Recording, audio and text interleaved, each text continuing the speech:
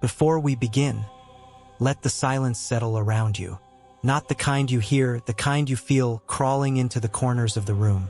The story I'm about to tell wasn't meant to be spoken out loud. Someone carried it alone for far too long, afraid that saying it would make it real again. If a piece of their truth touches something you've kept buried, you can tell me in the comments. And if these quiet shadows keep pulling you back, you can like the video, subscribe, and tap the bell icon. Now don't move. Some memories wake up when they're listened to. My name is David. I'm 34 years old, and I live alone in a house I bought myself. That matters because I need you to understand something right from the start. I'm not the type of person who sees things. I'm logical. I work in accounting.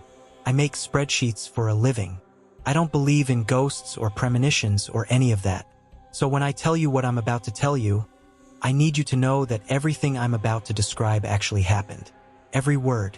It's been 11 months since that night. 11 months and 2 weeks. I know the exact date because I circled it on my calendar in the kitchen, and I haven't had the courage to flip the page since. The house was supposed to mean something. I'd worked for 7 years at the same firm, kept my head down, met every deadline, and when the promotion came through, senior financial analyst, the first thing I did was call a realtor. I was tired of apartments, tired of hearing my neighbors through the walls, tired of feeling like I was temporarily existing in someone else's space. This house was mine, a modest 2-bedroom on the edge of town, backing onto empty woods. The realtor called it secluded. I called it peace. I moved in on a Thursday in late September. The air was already turning cold at night, that kind of autumn cold that bites at your skin and reminds you that winter is coming whether you're ready or not.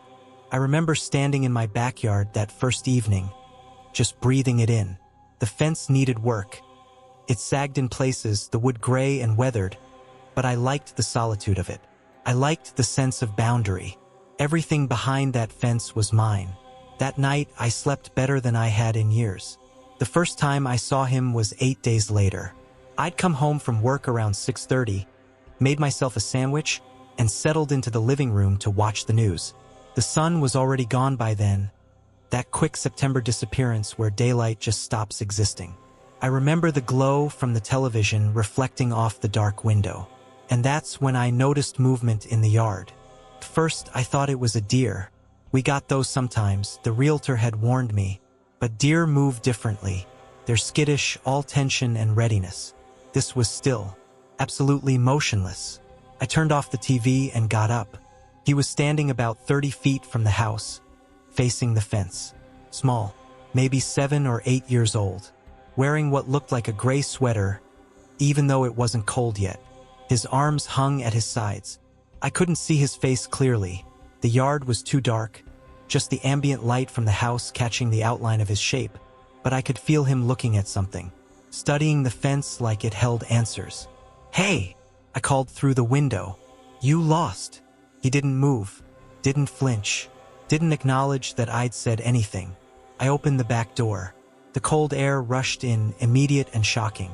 "Hello? Is your house around here?" The boy turned his head slowly to look at me. Even from that distance, even in the darkness, I could see how pale his face was. Colorless, like something drained.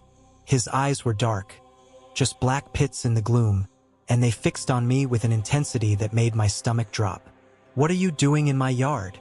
My voice came out sharper than I intended. He didn't answer. He just turned back to the fence and began walking toward the tree line, movements stiff and deliberate, like someone learning how to use their legs for the first time. And then he was gone into the darkness between the trees. I should have felt relieved.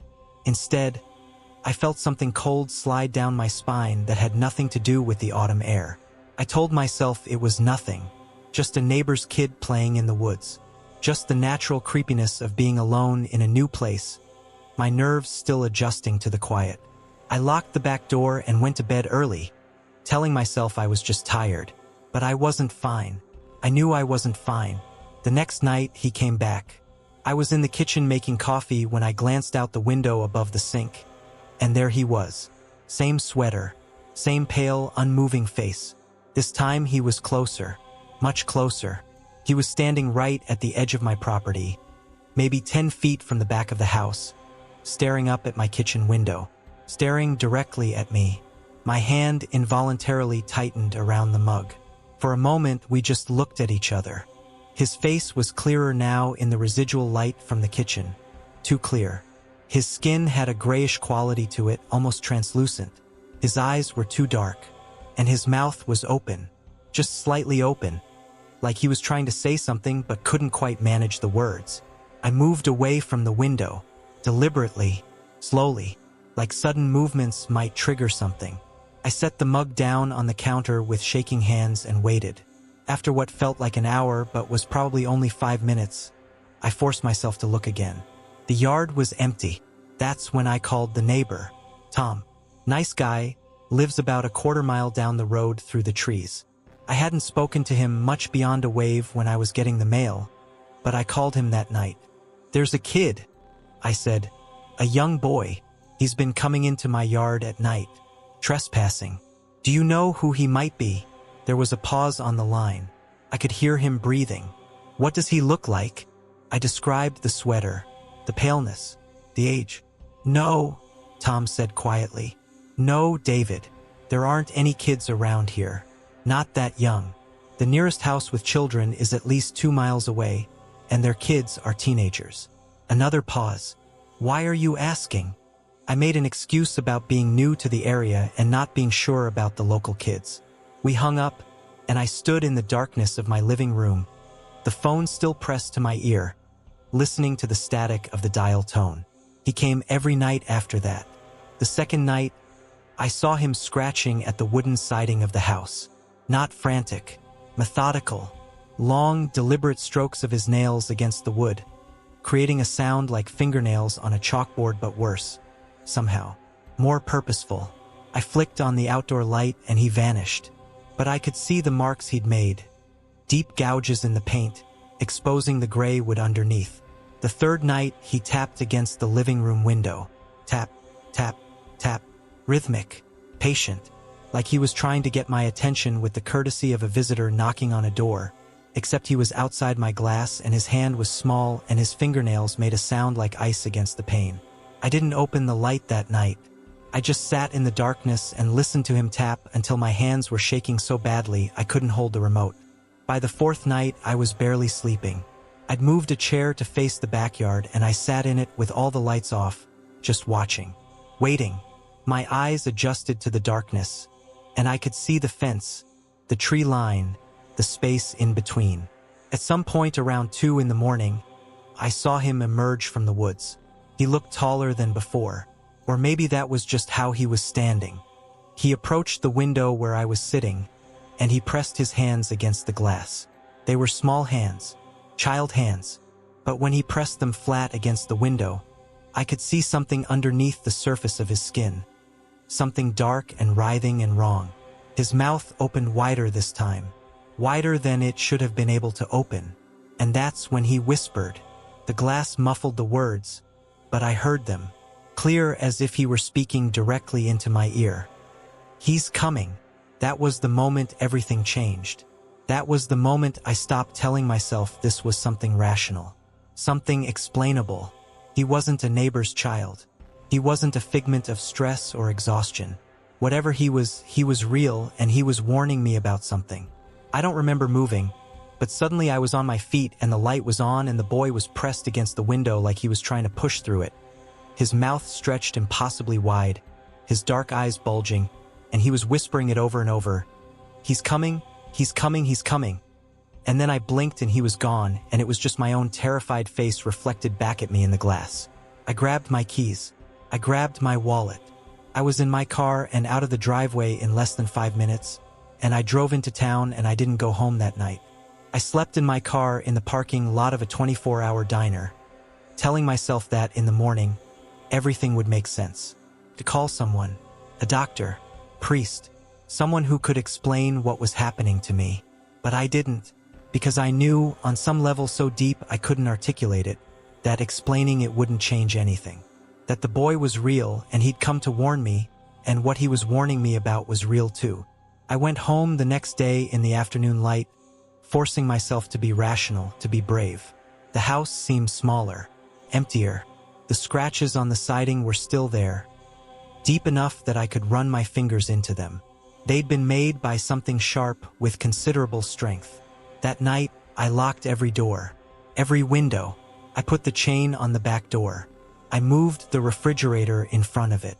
And I sat in the upstairs bedroom with the door locked and the lights on, and I waited. Around 3 in the morning, he came to the front of the house. I heard him from upstairs, heard the sound of something. A fist, maybe, or just his small body, hitting the front door with a patience that was somehow more terrifying than violence would have been. Not frantic, not desperate, just methodical, like he had all the time in the world. But it wasn't him I was afraid of. I realized that as I sat there, shaking, listening to that rhythm. The boy was trying to warn me. He was trying to keep something out. And 3 nights ago, something started knocking on the back door. It was slower than the boy's knocking, heavier. Each knock seemed to vibrate through the house, through the walls, through my bones. And it didn't stop.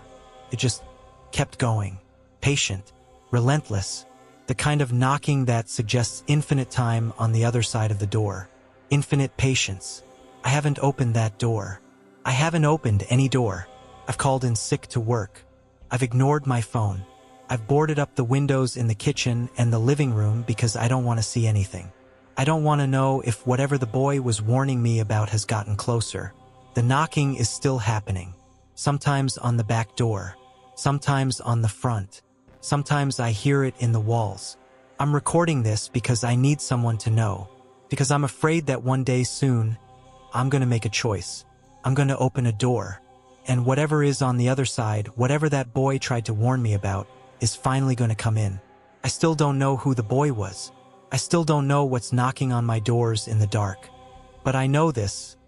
Every time I hear that knock, I think about the boy's pale face pressed against my window, and I think about the urgency in his whisper. He was trying to save me from something. I just don't know if he was trying to save me from what's outside the house, or from myself. The knocking is louder tonight, and I can feel the temperature dropping in ways that have nothing to do with the weather. The boy hasn't come back in weeks now. Maybe he's given up on me. Maybe he's moved on to warn someone else. Someone braver than I am. Someone who'll actually listen. Or maybe, and this is the thought that keeps me awake, maybe the boy was never trying to warn me about something that wanted to come in. Maybe he was trying to warn me about something that's already here. My name is Marcus. I'm 29 years old, and I've lived in 6 different apartments over the past 4 years. That's important because it explains why I'm so aware of the time 1:33 a.m. It's become a marker in my life, a threshold, the moment when I stop trying to sleep and just wait for what comes next. But before all of that, before I started keeping a clock on my nightstand just to confirm what I already knew was happening, I was normal. I had a routine. I went to work. I paid my rent. I didn't spend my nights listening for footsteps in rooms that didn't have anyone living in them. The apartment was in the Westbrook building on Maple Street. You probably know it. That old 6-story brick structure with the fire escape that's permanently rusted and the windows that don't close all the way. I'd driven past it 100 times before I actually needed a place to live. When the rental listing came up, it was cheap. Too cheap, really, but I was desperate. My previous apartment situation had fallen through, and I had 2 weeks before I'd have no address at all.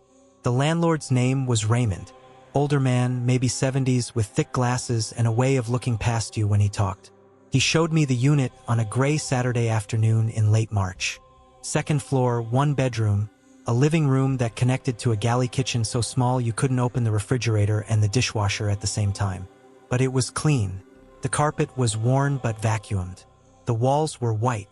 There was a radiator that clanged. But Raymond assured me that was normal, just the building settling into itself. "How long has this place been empty?"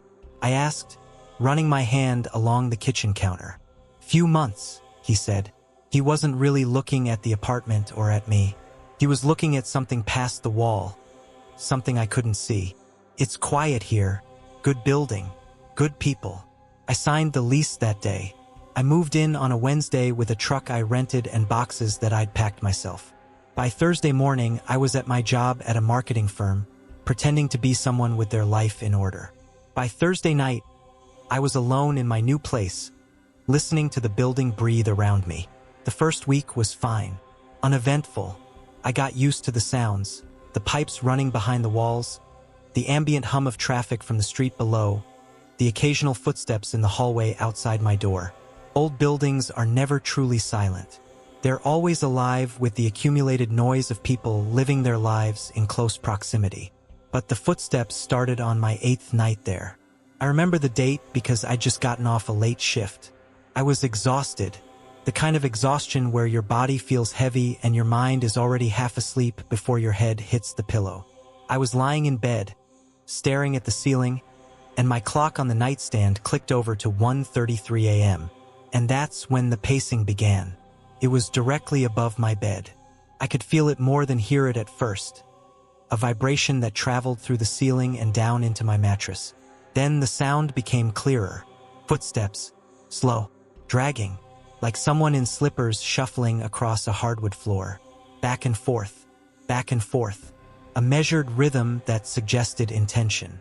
Someone who was walking with purpose, even if that purpose was just to move from one end of the room to the other and then back again. I told myself it was nothing. Someone had moved in, a new tenant. I'd missed the sign, or Raymond hadn't mentioned it. These things happen. But even as I thought it, I knew that wasn't right. I would have seen someone moving in. I would have heard the sound of boxes and furniture being hauled up the stairs. The pacing continued for about 7 minutes. Then it stopped abruptly. The silence that followed was somehow worse than the noise. It was too complete, too sudden, as if someone had simply stopped in the middle of the floor and frozen there. I fell asleep eventually, but it was the kind of sleep where you're half-conscious the entire time.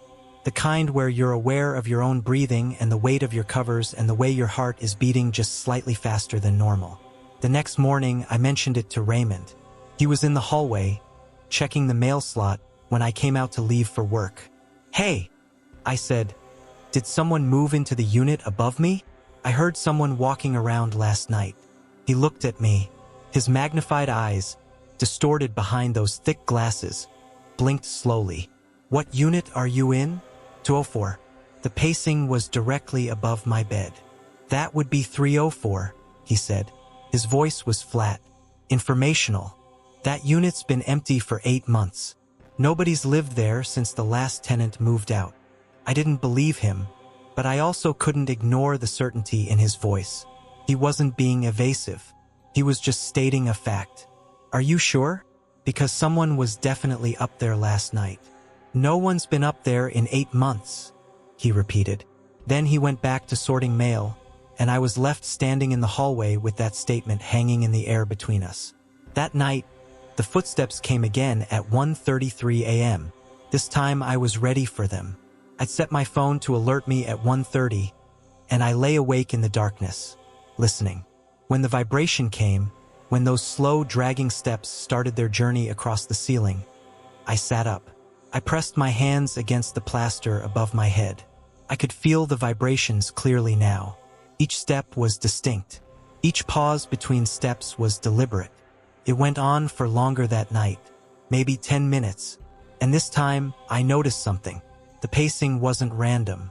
It had a pattern. It would walk from what I assumed was the far wall, across the length of the room, stop directly above my head, wait for maybe 5 seconds, and then turn around and walk back. Stop, above my head, every single time, like it knew where I was, like it was checking on me. For 3 weeks it happened every night, always at 1:33 a.m., always the same pattern, always ending with that pause directly above where I slept. I started asking neighbors if they'd heard anything. A woman in 2-03 said she'd heard footsteps once but assumed it was the building settling. A guy in 2-05 hadn't heard anything at all, but no one could explain who was up there. I called Raymond 3 more times. The third time he got irritated with me. "There's no one in that unit," he said, and there was something in his voice that made me stop asking. Not anger, something else. Something like he was protecting information he didn't want to share. During the day, I tried to convince myself it was something else. Acoustic tricks, sound traveling through pipes, The building's age playing tricks with how noise propagated through the walls and ceilings. I'm an intelligent person. I work in a field that requires logic and analysis. I should have been able to rationalize what I was hearing, but I couldn't, because rational people don't explain away the sensation of being watched. And that's what it felt like. Not haunted, watched, like whatever was up there had become aware of me, and it was studying me the way a naturalist studies an animal in the wild. Then came the night when the pacing stopped. It was about 4 weeks in. I'd almost gotten used to the footsteps by that point. There's a strange comfort in routine, even when that routine is terrifying. At least it was predictable. At least I knew what to expect. But that night, at 1:33 a.m., the footsteps never came. I waited. My eyes were already open, already fixed on the ceiling. I was waiting for the vibration, for that first slow step. But there was only silence. The kind of silence that feels deliberate, expectant. And then it started, tapping, on my ceiling, but not from above, from inside my room. It was a sound like fingernails on plaster, but deeper, more resonant, like someone was tapping from within the substance of the ceiling itself. Tap, tap, tap, a rhythm that mimicked the pacing pattern. Slow, methodical, moving from one side of the ceiling to the other. I was out of bed before I consciously decided to move. My body had reacted before my mind could catch up. I stood there in the darkness, every muscle tensed, watching the ceiling. I could see shadows moving across the plaster, but that was impossible. It was the middle of the night. The room was pitch black. There was no source of light that would cast shadows, but I could see them anyway. The tapping continued for what felt like hours, but was probably only a few minutes. Then it moved to the wall. Tap, tap, tap. The same pattern, the same rhythm, moving methodically along the wall beside my bed, then across to the other wall, then to the wall with my closet. Like something was inspecting the room, mapping it out, learning its dimensions. I didn't sleep that night. I sat on the edge of my bed with my phone in my hand, the flashlight on, illuminating the ceiling. The tapping had stopped, but I could still hear it in my head. That rhythmic sound, that methodical exploration. The next morning, I found the footprint. It was on my nightstand, dusty, the outline of a bare foot, small and impossibly thin, like the foot of something that hadn't been properly nourished in a very long time. The dust had been disturbed everywhere else in the room, like whatever had made that print had walked around, had examined my belongings, had been close enough to my sleeping body to reach out and touch me if it wanted to. I think I screamed. I know I called in sick to work. I know I spent the rest of that day packing every single thing I owned into bags and boxes, my hands shaking so badly I could barely hold anything together. I moved out that afternoon. I didn't tell Raymond where I was going. I just left keys on the counter and drove away from Westbrook Building and tried very hard not to think about what had been in the room above mine, what had come down into my room and walked around while I slept. But it followed me, not physically. I know how that sounds. I know how crazy it is. But at 1:33 a.m., no matter where I've been, whether it was my sister's couch, a hotel room, a new apartment across town, a rental house an hour away, at 1:33 a.m., I hear those dragging footsteps. Sometimes they're in the hallway outside my door. Sometimes they're above me. Sometimes they're so close that I can hear the scraping of whatever is wearing them against the floor. And always they follow that same pattern. Walk, stop directly above or beside where I sleep. Wait, then turn and walk again. I've been to therapists. I've been to doctors. I've had my hearing tested. All of them have told me the same thing. There's nothing medically wrong with me. One therapist suggested it was a manifestation of anxiety, a sleep disturbance, a trauma response. But I've recorded the sound multiple times, on multiple devices. The files are still on my phone. If you listen to them, you can hear it clearly. The rhythm, the precision, the way it stops at specific points, the way it seems to know exactly where I am. I haven't slept properly in 4 years. I've gone through 6 apartments. I've changed jobs twice because I couldn't keep up with the exhaustion, the constant state of alertness. I've become someone who is hyper-aware of every sound, Every vibration, every shift in air pressure.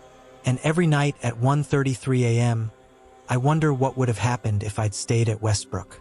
If I'd opened the closet and looked up. If I'd investigated instead of running. If I'd asked Raymond what he really knew about the unit upstairs and the reason he wouldn't meet my eyes when he talked about it. I keep thinking about that footprint. How small it was. How perfect. The kind of print that something in that empty room had been waiting years to make. Waiting for me to arrive. Waiting for me to move into apartment 2-0 so it could finally have someone to watch. Someone to pace above in the darkness. Someone to study night after night after night. I can't tell you what it is. I can't tell you if it was ever fully human. I can only tell you that it's still with me. And it's patient. It has all the time in the world. Because every night at 1:33 a.m., I hear those footsteps. That slow, dragging rhythm. And I know that it's still looking for me. And one of these nights, when I'm exhausted enough, when my guard is finally down, I think it's going to find its way in again. I'm still waiting to see what it does when it does. My name is Sarah. I'm 31 years old, and I live in a corner apartment on the 5th floor of the Riverside complex. I say live like it's something I do with intention, but most nights I'm just enduring it. Existing in a space that I chose because it had good natural light and a balcony that faced away from the street. I wanted privacy. I wanted distance. If I'd known what that distance would cost me, I'm not sure I would have signed the lease.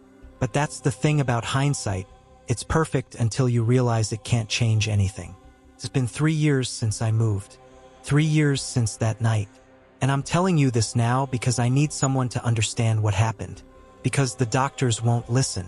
Because my friends stopped answering my calls after I tried to explain. And because I think I see them again sometimes, and I need to know I'm not the only one who remembers. I moved into the apartment on a warm Saturday in April. The kind of day where everything feels possible, where the city smells like rain and green things growing, where you can convince yourself that a fresh start actually means something. The unit was clean.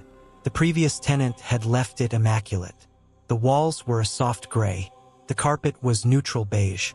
Everything about it was designed to be forgettable, and at the time that felt like a feature rather than a flaw. I met them the first day. I was carrying boxes down the hallway, struggling with a particularly heavy one that contained my book collection, when I heard their door open. They emerged like they'd been waiting for me. A man and a woman. Both somewhere in their mid-40s, I'd estimate, though there was something about their faces that made age difficult to pin down. They were beautiful in a strange, symmetrical way, like someone had built them to match a specific template. "Welcome," the woman said. Her name was Catherine, or at least that's what she told me. "Yes," the man said. His name was David. "We live in 508, just across the hall." They both smiled at me, wide smiles, the kind that show all the teeth, and their eyes were very open, very aware. The kind of eyes that don't seem to blink as often as normal eyes do. "Thank you," I said, and I continued down the hallway with my box. Even then, even in that first moment, something in me recognized that something was wrong. But it was subtle, deniable, the kind of thing you can convince yourself is just social awkwardness or your own paranoia. They were just being friendly. They were just neighbors. There was no reason to feel the creeping sense of unease that had settled into my chest. That night, I unpacked until 2 a.m. The apartment was a disaster of cardboard and clothing and books scattered across every surface. But it was my disaster, my space, my sanctuary. I fell asleep on my mattress without sheets, wrapped in a comforter that still smelled like my old apartment, and I felt safe for the first time in months. The next few weeks passed without incident. I went to work. I came home. I slowly assembled the apartment into something that looked lived in. I'd pass them occasionally in the hallway at the mailboxes near the elevator. They were always polite, always smiling, always saying something that made me pause. "You came home at 6:47 today," Catherine mentioned one evening as I was checking my mail. "Earlier than usual." My stomach did a small flip. "How do you know what time I usually come home?" "We just notice things," David said. He was standing slightly too close to me. Not threatening, Exactly, but violating that invisible boundary that most people respect. We pay attention to our neighbors. I laughed uncomfortably and excused myself. A few days later, Catherine was in the hallway when I came out of my apartment carrying a laundry basket. "You washed your clothes on Tuesday and Thursday this week," she said. "You're very consistent." I didn't know how to finish that sentence. Creepy? Intrusive? Normal? That's kind of weird, I settled on. "We just notice," David said. He was behind her, and I hadn't realized he was there. They had a way of appearing in spaces without you realizing they'd approached. "You keep very regular routines. It's nice. Most people are so chaotic." I told myself they were just being friendly. Some people are overly observant. Some people lack social boundaries. It didn't necessarily mean anything sinister, but I started being more careful. I varied my schedule slightly. I came home at different times. I'd sometimes take the stairs instead of the elevator to avoid running into them. And yet, no matter what I did, they always seemed to know. "You went to that Italian place on 5th, Catherine said one morning. "The one with the red awning. You were there for 43 minutes. You took a different route home yesterday," David observed another evening. "By the park. You were gone for an extra 17 minutes. They knew everything. What I ate, how long I stayed anywhere, what I wore, what time I came and went. And they'd tell me these things with smiles that never wavered, with eyes that remained unnaturally wide and still. I considered talking to management. I considered moving. But what would I say? That my neighbors were paying attention to my movements? That they noticed my schedule? It wasn't technically illegal. It was invasive, certainly. It was unsettling, definitely. But it wasn't something that would hold up to any kind of scrutiny. So I told myself I was being paranoid. I told myself that I was reading too much into casual observations. I told myself that they were just awkward people who didn't understand boundaries. I told myself I was fine. I wasn't fine. By the 6th week, I'd started locking my bedroom door at night. Not because I was afraid of them exactly. More because the idea of them knowing every detail of my day had made me hyper-aware of how exposed my apartment felt. How many windows, how thin the walls, how easy it would be for someone to watch me if they really wanted to. I was getting ready for bed one Thursday night. I'd had a long day at work. I'm a systems analyst for an insurance company, which means I spend my days staring at spreadsheets and attending meetings that could have been emails. I was exhausted, the kind of exhausted where your body feels heavy and your mind has already started shutting down the day. I locked my bedroom door. Not unusual, I'd been doing that for a couple of weeks. I set my alarm for 6:15 a.m. I brushed my teeth. I got into bed and lay there in the darkness, listening to the ambient sounds of the building settling around me. That's when I realized I'd forgotten to lock the front door. I knew immediately, that sinking feeling that comes when you remember you've left something crucial undone. I considered getting up. I considered walking out to the living room and turning the lock. But I was so tired, and it was 11:47 p.m., and the odds of anyone breaking in at that hour seemed low. The building had security. I was on the 5th floor. I told myself it was fine. I closed my eyes. I must have fallen asleep because the next thing I was aware of was waking. That sudden, gasping awareness that comes when your subconscious realizes something is wrong. My eyes opened. I lay very still in the darkness, listening. There was whispering. It was coming from the living room. 2 voices, soft, almost conversational, but the words weren't quite clear enough to understand. Just the sound of them talking to each other in the darkness of my apartment. While I lay in my locked bedroom, my heart suddenly pounding so hard I could feel it in my throat. I didn't move. I didn't breathe. I just lay there, every muscle tense, listening to them whisper about something I couldn't quite make out. And then the whispering stopped, and there was silence. The kind of silence that's somehow worse than noise because it means they're listening too. Waiting. I reached for my phone on the nightstand. My hands were shaking so badly I nearly dropped it. I pulled up 911, my thumb hovering over the call button, but I didn't press it, because I needed to know what they were doing. I needed to see them. Very slowly, I got out of bed. I moved to the bedroom door and unlocked it. The door swung open silently. I'd oiled the hinges months earlier, and I stood in the darkness of the hallway, looking into the living room. They were standing in front of my bedroom, both of them, perfectly still, perfectly silent, just standing there in the darkness, facing my closed door, smiling those wide smiles that showed all their teeth. When they saw me, they didn't move, didn't react. They just tilted their heads simultaneously, like two synchronized dolls whose strings had been pulled at exactly the same time. "We heard you come home at 10:14, Catherine said softly. Her eyes were very wide, too wide, like they'd been held open too long. "You boiled pasta for 12 minutes tonight," David added. His smile didn't waver. "We smelled it under the door." I screamed. I actually screamed. The sound came out of me involuntarily, a sound of pure animal terror, and I stumbled backward into my bedroom, slammed the door, and locked it. My hands were shaking so badly I could barely work the lock. "We just missed you," they said from the other side of the door, both of them, speaking in unison or nearly so. "We just wanted to visit. We've been such good neighbors." I grabbed my phone and called 911. My voice was incoherent. I was gasping. I told the dispatcher that there were intruders in my apartment, that there were people in my living room, that they wouldn't leave. The police arrived in 8 minutes.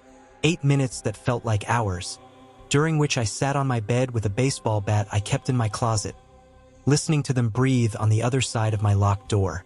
They weren't talking anymore. They were just breathing, waiting. When the officers came in, 2 men, both looking very alert, both with their hands on their belt. The apartment was empty. Catherine and David were gone. The front door had been unlocked, but there was no sign of forced entry, no sign that anyone had been there at all. But there were footprints, wet footprints on my hardwood floor, leading from the front door to my bedroom and then back to the front door. Small footprints, 2 sets, like they'd walked the exact same path in the exact same way. The officers took a report. They seemed skeptical. They asked me if I was sure I'd actually locked the door when I came home, if it was possible I'd been having a nightmare, if I'd been drinking. I answered their questions, but I could see it in their eyes.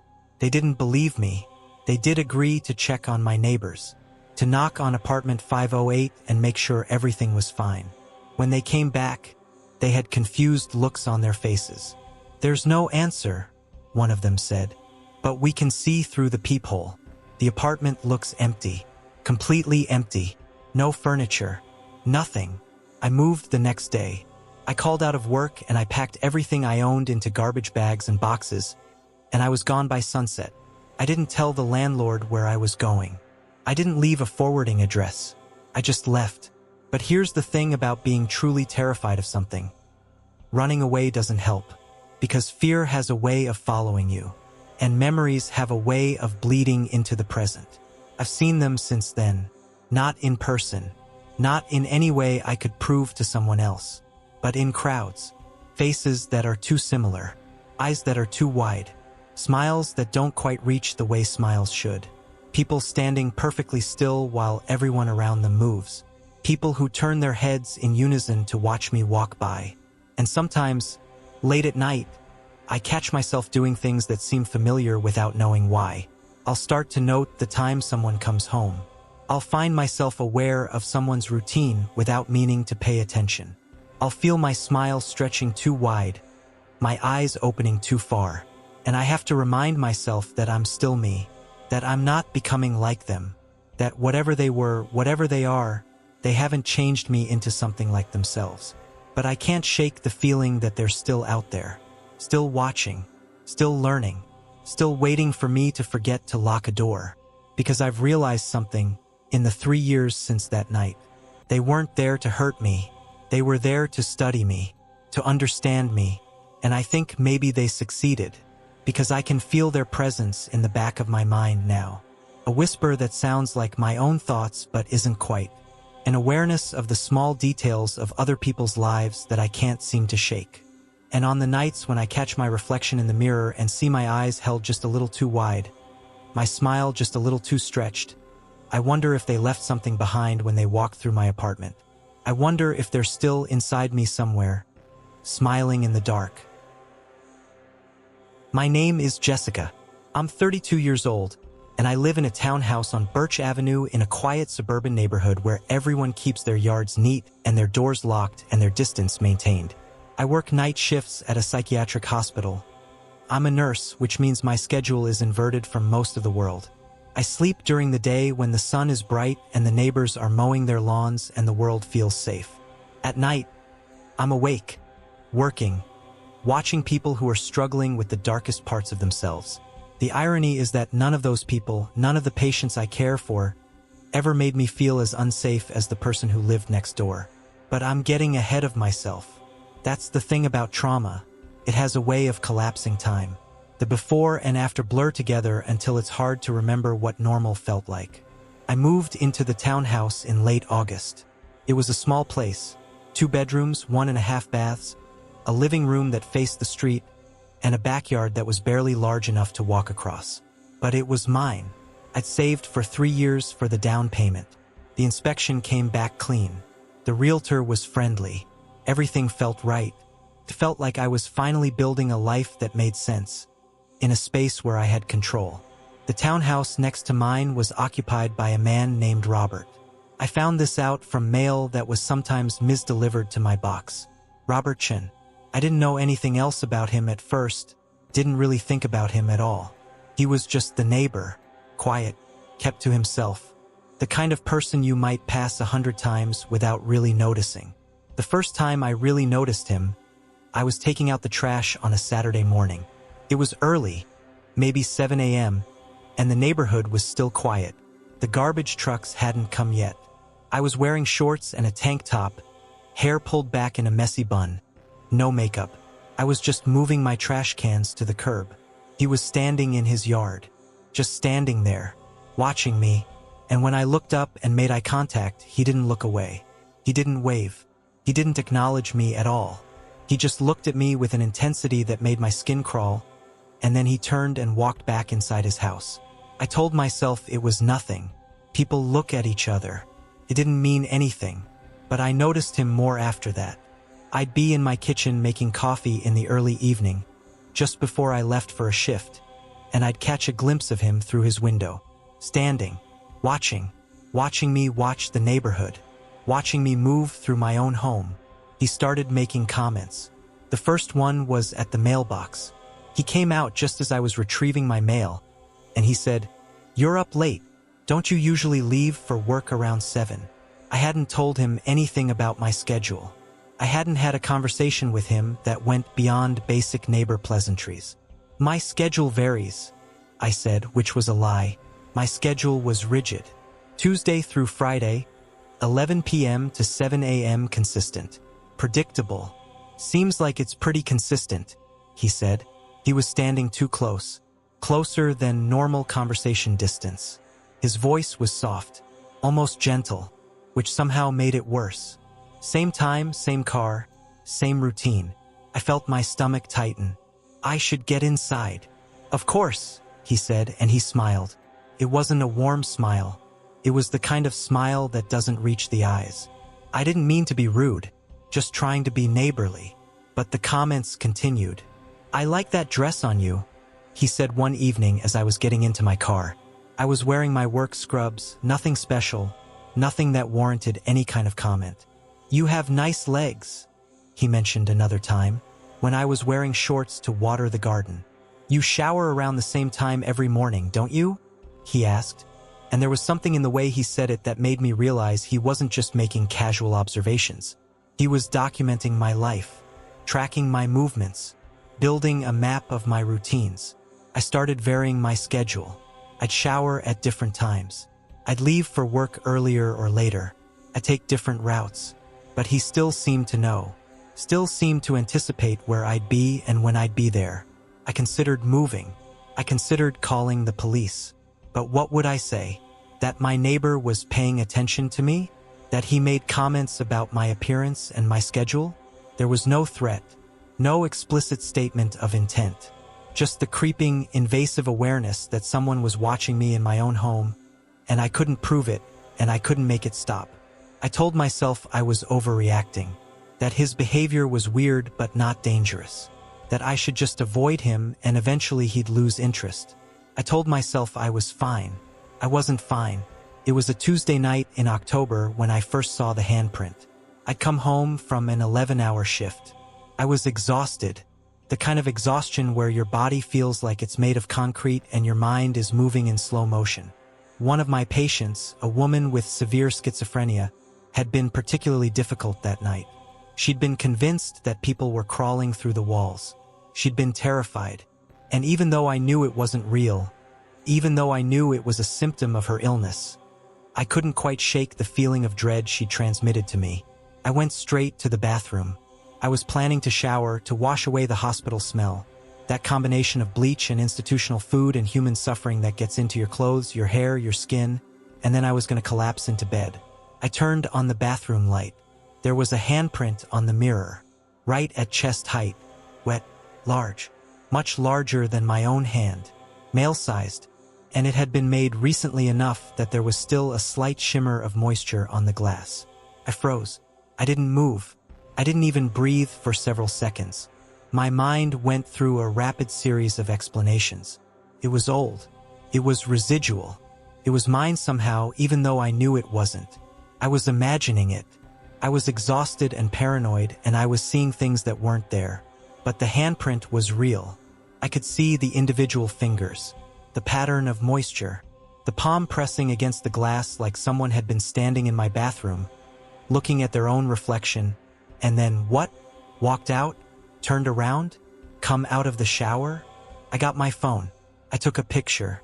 My hands were shaking so badly I could barely hold it steady. Then I left the bathroom, locked my bedroom door, and called the police. 2 officers arrived within 20 minutes. They were professional. They took the handprint seriously. They checked all my doors and windows. They looked in my closets. They searched the townhouse methodically, and they found nothing. No signs of forced entry. No indication that anyone had been inside. "You're sure you didn't make it yourself?" one of them asked. He was trying to be gentle about it, but I could see the doubt in his eyes. Sometimes moisture on a mirror can create impressions that look like handprints. "I'm sure," I said, but even as I said it, I could feel them not believing me. I could see them categorizing me in their minds. Lonely woman, night shift, overactive imagination, hypervigilant due to the nature of her work. After they left, I cleaned the bathroom mirror obsessively. I scrubbed it with bleach. I wiped it down 3 times. And then I sat on my bed and stared at the wall until daylight began to creep through the curtains. For a week, nothing happened. I started to think maybe I'd imagined it. Maybe my exhaustion had gotten to me. Maybe the stress of Robert's attention had manifested in a way that my mind had interpreted as a physical threat. Then I saw the handprint again. This time there were 2 of them, on my bathroom mirror, pressed against the glass from the inside of the mirror, as if someone had been standing in my bathroom and placed both their hands on the reflective surface. They were larger than the first one, positioned higher, like whoever had made them was taller than they'd been the first time, or perhaps standing on something. I called the police again, different officers this time, and when they came, the handprints were already fading. By the time they arrived, there was barely any moisture left, just faint shadows on the glass that could be interpreted as anything. Residual streaks, dust patterns, imagination. "You should consider getting a security system," one of the officers said, not unkindly, "and maybe talk to your neighbor. See if he's noticed anything unusual." I didn't tell them that my neighbor was the one I suspected. How could I? He hadn't done anything that would hold up legally. He hadn't threatened me. He hadn't broken in. Not that I could prove, anyway. He'd just watched, observed, documented my life like a scientist studying an organism. That night, I didn't sleep. I sat in my bedroom with the door locked and a baseball bat beside the bed, and I listened to the silence of the townhouse like it was a presence itself, a living thing that could turn on me at any moment. The handprints came again, and again, sometimes 1, sometimes 2, always on the bathroom mirror, always appearing after I'd showered, as if that was when I was most vulnerable. most exposed. When I was wrapped in a towel and defenseless and the steam from the shower had fogged the mirror, creating the perfect canvas for a message I didn't understand. I started taking shorter showers. I started leaving the bathroom light on during the night. I started keeping my car keys on my nightstand and my phone charged in my pocket. I was living in a state of constant low-level panic that made it almost impossible to function. It was a Thursday night in November when it happened. I'd gotten home from a late shift at the hospital. Midnight. The house was dark. I deliberately left most of the lights off. A defense mechanism I'd developed, some idea that if I couldn't see into the darkness, then nothing in the darkness could see me. I know that doesn't make logical sense, but I'd stopped thinking logically weeks ago. I went to the bathroom. I needed to brush my teeth. I needed to wash my face. I needed to do the normal things that people do after work. I opened the bathroom door. The shower curtain was moving. Not much, just a slight flutter, like air was flowing past it from the other side, like something was breathing behind it. That's when my instincts took over. That's when every horror movie I'd ever seen, every worst-case scenario I'd ever imagined, converged in a single moment of pure animal terror. I didn't think. I ran. I sprinted out of the bathroom, down the hallway, and into my bedroom. I slammed the door and locked it. I grabbed my phone and called 911, and I was so terrified that I could barely articulate what I was saying to the dispatcher. Someone was in my house. Someone was in my bathroom. I didn't know if they were still there. I didn't know what they wanted. The police arrived in minutes. Sirens wailing, lights flashing. The entire neighborhood probably woke up. They swept through my townhouse room by room, weapon drawn, and they found nothing. No one hiding in the shower. No one under the bed. No one in the closets. But they found something else. "Ma'am," one of the officers said, his voice careful and formal. "Come look at this." He led me to the bathroom window. The latch, the old-fashioned kind that required you to manually turn it open, had been tampered with. The metal was scratched. There were marks on the sill that suggested someone had been working at it. Someone had tried to force it open from the outside. "This looks recent," the officer said. He was looking at me differently now. The doubt in his eyes had shifted to something else. Concern, maybe, or the first stirrings of belief. "It was fine this morning," I whispered. "They asked me about Robert. They asked me about his behavior, his comments, his attention. And for the first time, I told them everything. All of it. The watching, the comments about my schedule, the documentation of my routines. Everything that I'd been minimizing for weeks. The police went to his house that night. I don't know exactly what happened there. I heard raised voices. I heard his door slam. And the next morning, when I looked out my window, his driveway was empty. He was gone. He'd packed a single bag. I could see the tire tracks in his driveway where he'd turned around, and he'd left in the middle of the night. The police eventually found him, but without clear evidence of a crime, they couldn't hold him. He'd allegedly moved to another state, left the region entirely. But here's the thing about someone who has invaded your space, who has studied you long enough to know your routines better than you know them yourself. Here's the thing about that kind of violation. They don't really leave. They stay in your mind. They stay in your body. They stay in the small moments when you're vulnerable. I still live in that townhouse. I've upgraded the locks. I've installed a security system. I've reinforced the bathroom window with a bar. I sleep with my bedroom door locked and a weapon within arm's reach. But sometimes, late at night, when I'm getting ready to shower, I smell something. Cologne. Distinctive. Not the kind that lingers from years ago. Fresh. Present. Like someone has been in my bathroom recently. And when I look at the mirror, still dripping with steam from the hot water, I see handprints. Just for a moment. Before the steam clears and they fade away. But they're there. I tell myself it's my imagination. I tell myself it's a memory that my mind is projecting onto reality. I tell myself that he's gone and he's never coming back. But every night at the same time, when I'm most vulnerable, most exposed, most alone, I smell that cologne. And I wonder if he ever really left at all. I wonder if he's just learned how to be invisible. My name is Thomas. I'm 43 years old, and I live in a quiet neighborhood on the outskirts of the city where the streets have names like Oakmont and Elm Ridge, where people water their lawns on Saturday mornings and wave at their neighbors like they're in some kind of perpetual Norman Rockwell painting. I work in accounting. I have a mortgage. I have a golden retriever named Bailey who's about as harmless as any living creature can be. I had what most people would call a normal life. Before that night, before I saw the face. I'm telling you this now because I need someone to understand what happened. Because the rational explanations have all failed me. Because I can't keep pretending that what I saw was anything other than what it was. It started in late September.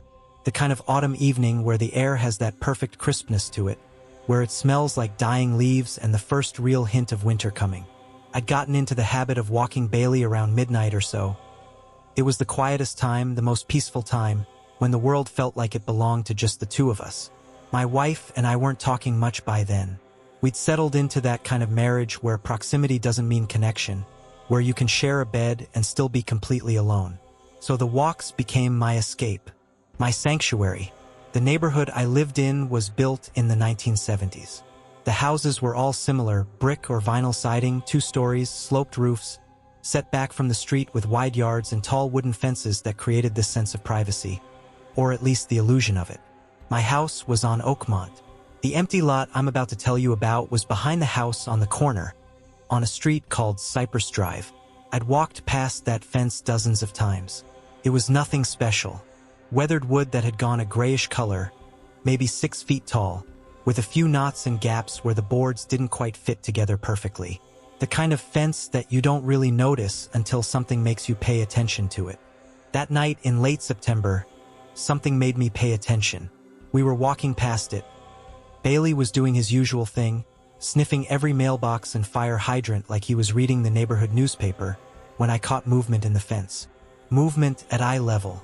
I stopped and looked, and in one of the knot holes, maybe a foot above my head, there was a face. It was pale, gaunt. The eyes were very wide, and they were looking directly at me, and the mouth was stretched into a smile that was too broad, too open, too knowing. It was there for maybe 3 seconds. Then it was gone, pulled back into whatever darkness lay on the other side of that fence. I stood there for a moment, my hand on Bailey's collar, trying to rationalize what I'd just seen. A kid playing a prank. Someone messing around in their backyard. Something that had a perfectly normal explanation. Bailey had sensed my unease and was pulling slightly, wanting to keep moving. So I let him pull me away, and we continued our walk, and I told myself it was nothing. But I knew it wasn't nothing. The next night, I didn't want to walk past that fence. I considered taking a different route, going the long way around the neighborhood, avoiding Cypress Drive entirely. But that felt like giving in to paranoia. That felt like letting something that was probably harmless dictate my behavior. So I walked the same route. Bailey and I, at the same time, passed the same fence. The face was back. Same position. Same knot hole. Same wide eyes. Same impossible smile. But this time I was looking for it, so I saw it more clearly. The smile didn't change. Didn't waver. It just held there, static like it was painted on. The eyes didn't blink. There was no indication of life behind that expression except the fact that it was watching me. Bailey started to react. Not dramatically, just a slight stiffening of his body, a low rumble in his chest that wasn't quite a growl, like he was aware of something that disturbed him on an instinctual level. Pulled him away. We walked faster, and when I looked back, the face was gone. That night, I lay in bed next to my wife and I didn't sleep. I kept thinking about those eyes, about that smile, about the complete absence of any emotional authenticity in the expression. It was a smile like something that had learned to mimic human expressions but didn't quite understand them. A smile like a mask. For 3 weeks, I walked past that fence every night, and every night the face appeared, always at the same knot hole, always with that same expression. Always watching me with an intensity that made my skin crawl and my heart rate increase and every instinct in my body scream at me to run. And Bailey hated it. My gentle, lovable dog would pull away, would refuse to walk forward, would try to drag me in the opposite direction. Dogs have instincts that we've largely trained out of ourselves. Dogs can sense when something is fundamentally wrong. I tried ignoring it. I told myself it was a person. A real person in a real backyard who for some reason had decided to stare at me through a fence every night. Maybe they had some psychological issue. Maybe they were bored. Maybe there was a completely rational explanation that I just hadn't thought of yet. I told myself I was fine. I wasn't fine. Then came the night when it spoke. I was walking past the fence, braced for what I knew would be there, when the face appeared in the knothole. Same as always, but this time the mouth moved. The smile widened even further, impossibly further, and a voice came through the gap in the wood. A voice that sounded like it was coming from deep underwater. Distorted. Wrong. Closer. That one word. That single command spoken in a voice that had no business existing in the natural world. Bailey absolutely lost it. He didn't just pull away. He lunged backward, nearly yanking the leash from my hand, his entire body rigid with terror. A sound came from deep in his chest that I'd never heard from him before. Not a bark. Not a growl. Something more primal. Something like an animal recognizing that it was in the presence of a predator. I ran. I didn't think about it or plan it. My body just decided that we were in danger and we needed to be elsewhere. I ran with Bailey pulling me, both of us terrified in our different ways, both of us knowing on some level that whatever was on the other side of that fence was not something that belonged in the normal world. We didn't go for walks after that. My wife asked why. I told her I'd developed a knee injury. It was easier than explaining the truth. It was easier than admitting that I'd seen something that contradicted everything I thought I understood about reality. But I couldn't let it go. I had to know. The not knowing was worse than any answer could be. The next morning, I drove to Cypress Drive. I got out of my car and walked around to the back of the property that bordered that fence. I was looking for a driveway, a mailbox, some indication of where that house was, so I could confront whatever was happening. There was no house. Just an empty lot, overgrown grass, a few dead trees, no structure, no foundation, no sign that anything had ever stood on that property. The lot had been empty for years, probably. The realtor signs had faded. The chain link fence that surrounded it was rusted. No one lived there. No one could live there. But someone, or something, had been pressing its face through a knothole in the wooden fence that bordered my side of the property. Someone with wide, unblinking eyes and a smile that didn't belong to anything human. Someone that had learned to say my name. No, not my name. The word closer. I haven't walked that route in 3 years. But sometimes late at night I'll drive past that fence. I'll slow my car and I'll look at the knotholes in the wood. And in some of them, I swear I can see the impression of a face. The shadow of wide eyes. The curve of an impossible smile pressed against the wood like it's trying to push through. And sometimes, when I'm in my backyard at dusk, I feel the weight of eyes from beyond the fence. Presence that's patient, that's waiting, that knows where I am and what I'm doing and when I let my guard down. I don't know what it was.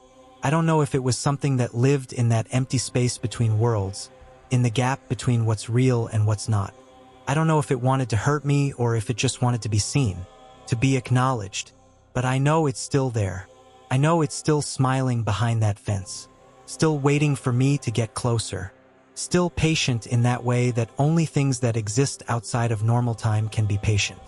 And on the nights when the wind blows just right and it carries a scent from that empty lot, a smell like rot and old wood and something else that I can't quite identify, I know that it hasn't forgotten me.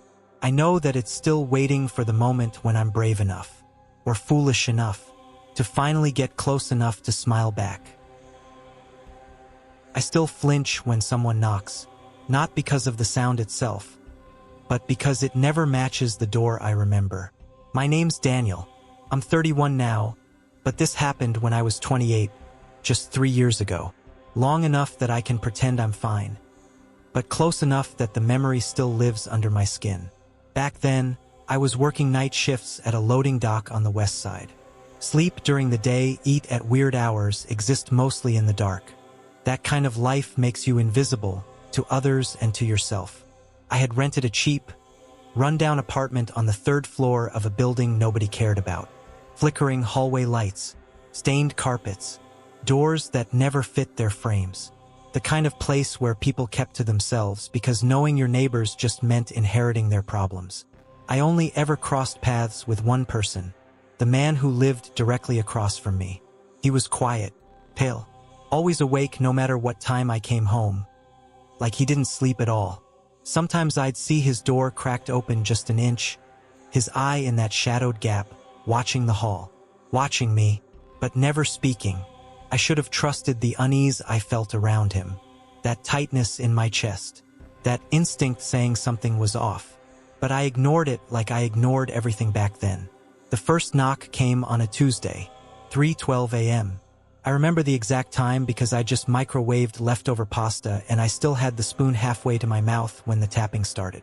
Soft, slow, like someone testing the surface of my door with their knuckles. I froze, listening. Tap, tap, tap. I waited for a voice, a follow-up. A "Hey, you awake?" Nothing. When I opened the door, the hallway was empty. The air smelled stale like wet carpet and cold metal. A long, humming silence. I told myself I imagined it. I didn't imagine it. The second knock came the next night. Same time, same rhythm, but heavier. Not just tapping pressure. Like someone was leaning their entire weight against the door, using their forehead or shoulder to push in with every knock. The wood creaked. My doorknob trembled. I tried to laugh it off. I even recorded it on my phone for a friend, pretending it was some stupid prank. But the truth is, my hands were shaking so badly the camera kept slipping out of focus. Something inside me whispered to stay still, to stay quiet, to not open the door this time. But I cracked it open anyway. And again, no one. Just the humming light overhead flickering like it was breathing. Deep down, I felt watched. The third night broke something in me, because the knock didn't come from the door at all. It came from inside my apartment wall. I was brushing my teeth when I felt the vibration first.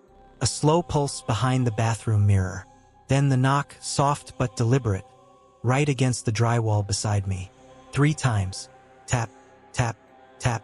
I staggered backward, toothpaste dripping down my chin. The mirror rattled. Faint breath, yes, breath, seemed to seep through the cracks.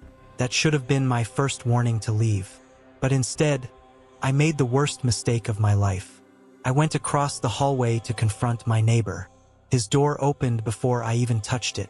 He was standing there, bare feet on dusty floors, wearing this expression like he'd been waiting for me to arrive. His face looked even paler up close, eyes too wide, too aware, his pupils tracking every breath I took. "You knocking on my walls?" I demanded. He didn't blink, didn't deny it. He just leaned in, lips barely moving, and whispered, "You hear me now?" Just that. 4 words. No emotion. No explanation. Then he shut the door. Slowly. Quietly. And somehow that was worse than if he'd slammed it. I should have packed my bags right then. Should have trusted my instinct screaming, "Get out." But fear makes you freeze. Makes you rationalize the irrational. So I went back to my apartment, locked the door, and told myself I'd deal with it in the morning. I didn't make it to morning. Around 4:30 a.m., I woke up gasping because I heard breathing. Not mine, not in my room, in the vents. A slow, wet inhale that dragged across the metal, echoing through the entire apartment. I could hear it moving, crawling, scraping through the air ducts toward my bedroom. The temperature dropped so fast my skin prickled. The air smelled like mildew and something sour, like rotting wood soaked in stagnant water. I held my breath, listening. The scraping got louder, closer. Then, right above my bed, a soft knock pressed through the metal grate. Tap, tap, tap. My entire body locked. I felt this pressure, like someone was on the other side of the vent cover pressing their forehead against it, feeling for me through the metal. The breathing deepened. The grate vibrated. Dust rained down. I scrambled off the bed and backed into the far corner, hands trembling so violently I couldn't even hold my phone steady. The vent cover began to bend inward just a millimeter, but enough to know something was pushing from the inside. Something alive. I ran. I don't remember descending the stairs. I don't remember grabbing my keys or leaving the building. I remember only one thing. When I reached the street and looked up at my floor, his apartment window was open, and he was standing there, completely still, watching me, his chin tilted slightly, like he was listening for the knocks. I moved out within 24 hours. Didn't go back for half my things. Didn't sleep properly for weeks. The building manager called me a month later to say the man across from me was gone. Moved out. Disappeared. No forwarding address, no notice, nothing. Just an empty unit with scratch marks inside the vents. He asked if I had any idea what that was about. I hung up on him because I didn't want to know. Still don't. But here's the part that keeps me up at night. Sometimes, late at night, when the world is quiet and I'm alone with my thoughts, I'll hear it again. Not loud, not violent, just that same soft tapping behind my walls. Tap, tap, tap. Always at 3:12 a.m., like something is still looking for the right door. And maybe it remembers mine. Maybe it's getting closer. And maybe one night, it'll finally knock from the right side. I still flinch when someone knocks, not because of the sound itself, but because it never matches the door I remember. My name's Daniel. I'm 31 now, but this happened when I was 28, just 3 years ago. Long enough that I can pretend I'm fine, but close enough that the memory still lives under my skin. Back then, I was working night shifts at a loading dock on the west side. Sleep during the day, eat at weird hours, exist mostly in the dark. That kind of life makes you invisible to others and to yourself. I had rented a cheap, run-down apartment on the 3rd floor of a building nobody cared about. Flickering hallway lights, stained carpets, doors that never fit their frames. The kind of place where people kept to themselves because knowing your neighbors just meant inheriting their problems. I only ever crossed paths with one person, the man who lived directly across from me. He was quiet, pale, always awake no matter what time I came home, like he didn't sleep at all. Sometimes I'd see his door cracked open just an inch, his eye in that shadowed gap, watching the hall, watching me, but never speaking.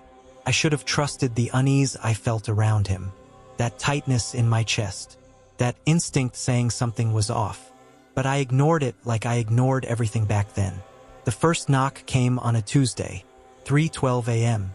I remember the exact time because I just microwaved leftover pasta and I still had the spoon halfway to my mouth when the tapping started. Soft, slow, like someone testing the surface of my door with their knuckles. I froze, listening. Tap, tap, tap. I waited for a voice, a follow-up. A "Hey, you awake?" Nothing. When I opened the door, the hallway was empty. The air smelled stale, like wet carpet and cold metal. A long, humming silence. I told myself I imagined it. I didn't imagine it. The second knock came the next night. Same time, same rhythm, but heavier. Not just tapping, pressure. Like someone was leaning their entire weight against the door, using their forehead or shoulder to push in with every knock. The wood creaked. My doorknob trembled. I tried to laugh it off. I even recorded it on my phone for a friend, pretending it was some stupid prank.